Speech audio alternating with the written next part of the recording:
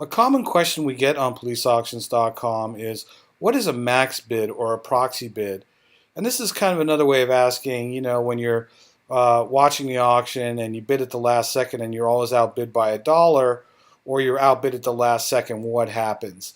And a lot of people don't know about this feature, but the site will actually bid on your behalf up to the maximum amount that you're willing to bid.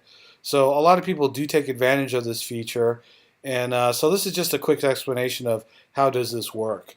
Let's say I'm here on this auction. It's a 3/4 carat solitaire diamond ring, certified, marquise cut. So this is a really nice piece. Let's just take a look at this real quick.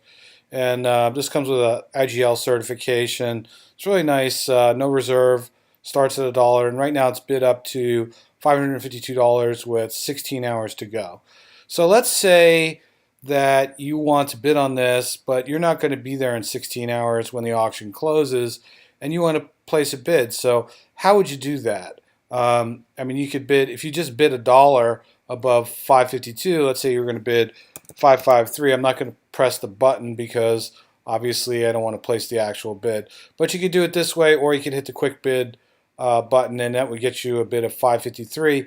The problem is someone could come along and outbid you, and that's not really a good bidding strategy if you're not going to be around for the long version of the auction. So what do you do? What kind of strategy can you employ? Well, we have this thing called max bidding, and what you can do is you can type in a bid. Let's say $800 was the most you were willing to go, and you didn't want to bid all that right now, but you were willing to go as high as 800. You would fill it in as a max bid, then you would click this button here, and you would click that as a max bid. Like I said, I'm not going to do it because I don't want to place the actual bid, but then what would happen is you would be the high bidder at 553. That is if this bidder had not also placed a max bid, because he might be willing to go higher on his bid. That might only reflect the current high bid. But let's say he bid 800 and you bid 800, it would reject your bid and it would bump his bid to 800.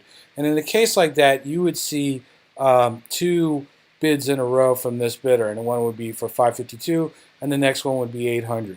The reason why is you're bidding 800, and that forces his proxy bid of 800 if he has that kind of bid. If he only bid 552 and you bid 800, then you would get the next high bid at 553. And that's a pretty quick explanation of how it works. I hope that's clear, and if you have any questions on this, feel free to call support or put in a support request.